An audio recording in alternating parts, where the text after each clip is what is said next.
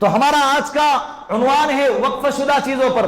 مسلمانوں کو چاہیے کہ ملک ہندوستان کے اندر آج دیکھیں صرف مسلمانوں کے وقف کی پراپرٹی نہیں ہے, نہ ملا اسے کچھ بھی نہ ملا. اطلبنی تجیدنی, اللہ فرما رہے اے میرا بندہ میری طلب میں آ. وَإِن وَجَدْتَنِي وَجَدْتَ كُلَّ شَيْءٍ, جس نے مجھے پا لیا اس نے سب کچھ پا لیا. وَإِن فُتَّنِي فَاتَكَ كُلَّ شَيْءٍ, جس نے مجھے کھو دیا اس نے بولو سب کچھ کھو دیا. ڈاکٹر بنانا ہے بنائیں, لیکن سب سے پہلے اسے کیا بنائے؟ مسلمان بنائیں. کلیکٹر بنانا ہے بنائیں, دنیا کے جس عہدے پر بٹانا ہے بٹائیں, لیکن وہاں بٹاتے بٹاتے یہ نہ ہو کہ وہ کلیکٹر تو بن گیا لیکن اسلام پیچھے رہ گیا, ڈاکٹر تو بن گیا لیکن اسلام پیچھے رہ گیا, اسلامی باقی نہیں رہی. مفتی سلطان کے بیانات کے لیے مفتی سلطان آفیشل کو سبسکرائب کریں. یہ ماں باپ کا سب سے قیمتی سرمایہ ہوتی ہے. کیا ہوتی ہے؟ انجینئر بنانا ہے بنائے اپنی اولاد کو, لیکن سب سے پہلے مسلمان بنائے. ڈاکٹر بنانا ہے بنائے, لیکن سب سے پہلے اسے کیا بنائے؟ مسلمان بنائے.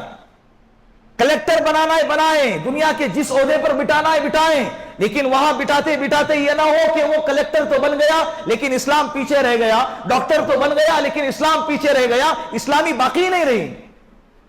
تو کیا کرتے ہیں ایسے ڈاکٹری کو اور کیا کرتے ہیں ایسے کلیکٹری کو؟ بولو نا. لعنت ہے پھر ایسے عہدے پر کہ سب کچھ مل گیا لیکن اللہ نہ ملا, سب کچھ مل گیا لیکن اللہ نہ ملا, تو اسے کچھ بھی نہ ملا, اسے کچھ بھی نہ ملا. اطلبنی تجیدنی, اللہ فرما رہے اے میرا بندہ میری طلب میں آ. وَإِن وَجَدْتَنِي وَجَدْتَ كُلَّ شَيْءٍ, جس نے مجھے پا لیا اس نے سب کچھ پا لیا. وَإِن فُتَّنِي فَاتَكَ كُلَّ شَيْءٍ, جس نے مجھے کھو دیا اس نے بولو سب کچھ کھو دیا. تو نیک اولاد انسان کا قیمتی سرمایہ ہوتی ہے. مرنے کے بعد جو ہے نا, مرنے کے بعد اگر نیک اولاد کوئی نیک کام کریں گے, ماں باپ کی تربیت کی وجہ سے گناہوں سے بچیں گے, صدقات اور خیرات کریں گے اور ماں باپ کے لیے دعائیں مغفرت کریں گے, قبر میں جانے کے بعد بھی تم کو اس کا ثواب ملتا رہے گا. 3 اعمال کتنے آسان ہیں بتائے, کتنے آسان عمل ہیں. تو ہمارا آج کا عنوان ہے وقف شدہ چیزوں پر. مسلمانوں کو چاہیے کہ ملک ہندوستان کے اندر آج دیکھیں صرف مسلمانوں کے وقف کی پراپرٹی نہیں ہے, سکھوں کے اندر بھی ہیں, کمیٹیاں بنی ہوئی ہیں وقف بورڈ سکھ کے نام سے, کرسچن عیسائیوں کی بھی وقف بورڈ زمینیں ہیں, اور اسی طرح ہندوؤں کی بھی ہے اور مسلمانوں کی بھی ہے. لیکن آج ظالم حکمران حکومتیں کر رہے ہیں, حکومت کے عہدے پر بیٹھے ہوئے ہیں اور لالچ میں اتنے اندھے ہو گئے ہیں کہ ان کا پیٹ ہی نہیں بھر رہا ہے. حالانکہ ملک ہندوستان کے اندر حکومتوں کو خدمت کرنے کے لیے اور ان کی جائیدادوں کو بڑھانے کے لیے سب سے زیادہ جو چیز ہیں وہ ٹیکس ہے, جی ایس ٹی ہے, وہ اتنی زیادہ لی جاتی ہے کہ اگر اس سے ہی اگر مسلمان وہ ملک ہندوستان کے جو حاکم ہیں اگر وہ ہندوستان کے لوگوں کی خدمت کرنا چاہے تو آرام سے کر سکتے ہیں, لیکن ان کو ڈر ہے کہ اگر ہم حکومت سے نیچے آ گئے یا ہمارے الیکشن میں ہماری ہار ہو گئی تو ہمارا کیا بنے گا. تو باہر جا کر امریکہ میں یو اے میں اور یو کے کے اندر جا کر ہماری قبریں بنانا ہے نا, تو پراپرٹی کو کیا کرے, یہاں سے ضبط کر کے اس کے انکم کو بیچ کر ان کی انکم کو لے کر باہر اس کو شفٹ کرے. یہ سلسلہ بڑے تیزی سے چل رہا ہے, بہت تیزی کے ساتھ چل رہا ہے, اور ٹارگٹ صرف مسلمانوں کے وقف بورڈ کو کیا جا رہا ہے.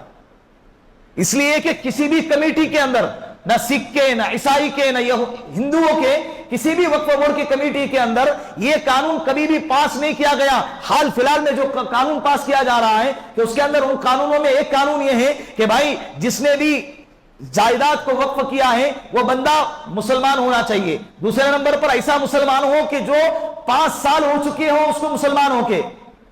کئی پراپرٹی ایسی بھی ہے کہ بھائی بندہ مسلمان ہو گیا اور اس کا احساس ہو گیا کہ بھائی میں نے بہت گناہ کیے ہیں اور میں نے بہت کفر اور شرک والی زندگی گزاری ہے, اب میں چاہتا ہوں کہ اس کی تلافی کروں, تو وہ کیا کروں, پراپرٹی ہے تو اس کو اس جائیدادوں کو وقف کر کے مسلمانوں کے نام کر دی, اللہ کے لیے اس کو وقف کر دیا. اب انہوں نے یہ قانون لگا دیا, اب وہ سروے کریں گے کہ کہاں ایسی جائیدادیں ہیں جس کو مسلمانوں نے وقف نہیں کیا, یا اگر کیا ہے تو ایسا کون سا مسلمان ہے جو حال فی الحال میں مسلمان ہوا ہے جس کے 5 سال نہیں ہو چکے ہیں, ان جائیدادوں پر وہ قبضہ کریں گے. دوسرا قانون یہ بنایا گیا کہ وقف بورڈ کے اندر سب سے مین ऑफिसर जो होगा बड़े ओहदे पर वो नॉन मुस्लिम होगा, गैर मुस्लिम उनका ऑफिसर उसके ऊपर हुकूमत करेगा।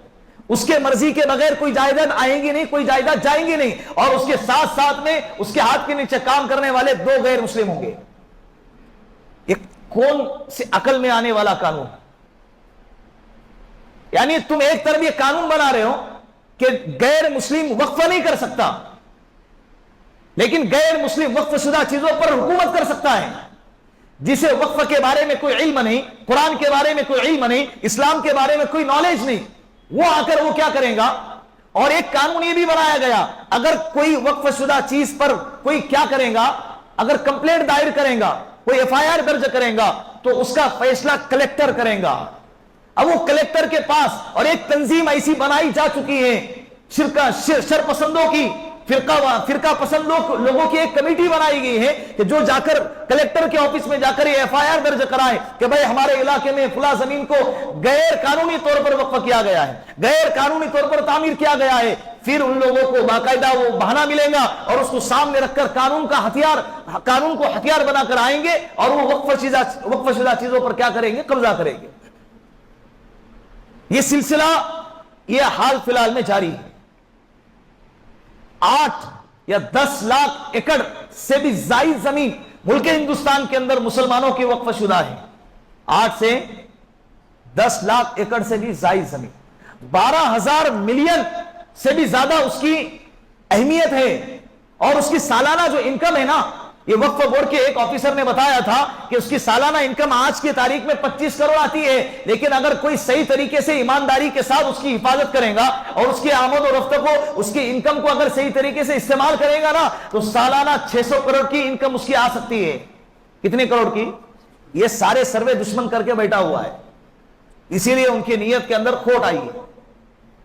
दरगाह की जमीनें हैं, कब्रिस्तान की जमीनें हैं, मस्जिदों की जमीनें हैं, मदरसों की जमीनें हैं, इबादत गाहों की जमीनें हैं। अगर ये कानून ऐसे पास करेंगे तो ये जितने भी मुसलमानों की जायदादें हैं, कब्रिस्तान है या कब्रिस्तान ऐसे कि भाई बस्ती है, आबादी बहुत कम है, कब्रिस्तान के अंदर मुर्दे 4-5 दफन है, बाकी क्या करेंगे? उस जायदाद, उस कब्रिस्तान पे कब्जा कर दो।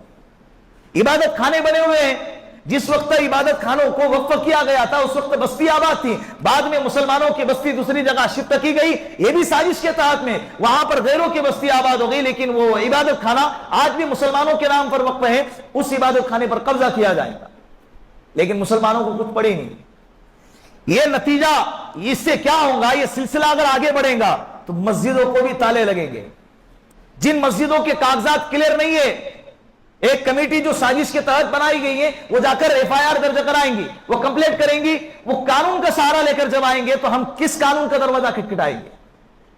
बोलो, कानून ही को हथियार बनाकर लेकर आएंगे तो हम कौन से कानून का दरवाजा खटखटाएंगे? मैंने इसीलिए शुरुआत में ये शेर कहा था, शहर भी उसी का, वही मुद्दई वही मुंसिफ। हमें यकीन है कि हम ही मुजरिम होंगे, हमें यकीन है कि हम ही क्या होंगे? हम ही मुजरिम होंगे, हमारे ही जुर्म का फैसला साबित होगा। तो मुसलमानों को चाहिए कि सबसे पहले इस कानून के खिलाफ आगे आ जाए, सबसे पहले। दूसरे नंबर पर जो जायदादें वक्फ हो चुकी हैं, उन जायदादों की हिफाजत में जो हमारी सलाहियतों की जरूरत पड़ती है, वो अपनी सलाहियतों का इस्तेमाल करे और आगे आके उसकी हिफाजत करने की कोशिश करे।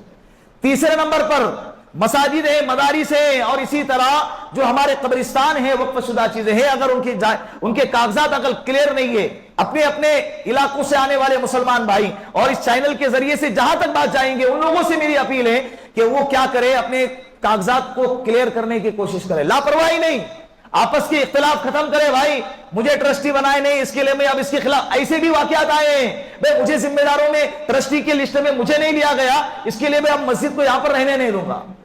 वो जाकर उसने क्या किया? कंप्लेंट किया। अब कहीं ना कहीं तो इंसान से कुछ ना कुछ तो खता है और गलती हो जाती है। वो पॉइंट पकड़कर अगर वहां पर मस्जिद को मिसमार किया गया, मलबा बना दिया गया, कल कयामत के दिन तेरे साथ क्या होगा तो इसका अंदाजा भी नहीं लगा सकता। थोड़े से हसद के खातिर, थोड़ों से ओहदे के खातिर, थोड़े से पावर के खातिर इंसान अपनी आखिरत को तबाह कर रहा है। अपने आपस के इख्तिलाफ को दूर रखे भाई। दुश्मन इसके हमारे आपस के इख्तिलाफ का फायदा उठा के दुश्मन इसका क्या कर रहा है? फायदा उठा रहा है। तो इख्तिलाफ को परे रखे, آپس میں متحد ہو جائیں، محبت کے ساتھ ایک جٹ ہو جائیں، اور وقف شدہ جو جائیدادیں ہیں اس کی حفاظت کرنے کی کوشش کریں گے انشاءاللہ۔ اللہ ان باتوں پر ہم سب کو عمل کرنے کی توفیق عطا فرمائے۔ وآخر دعوانا ان الحمد للہ رب العالمین۔ جن حضرات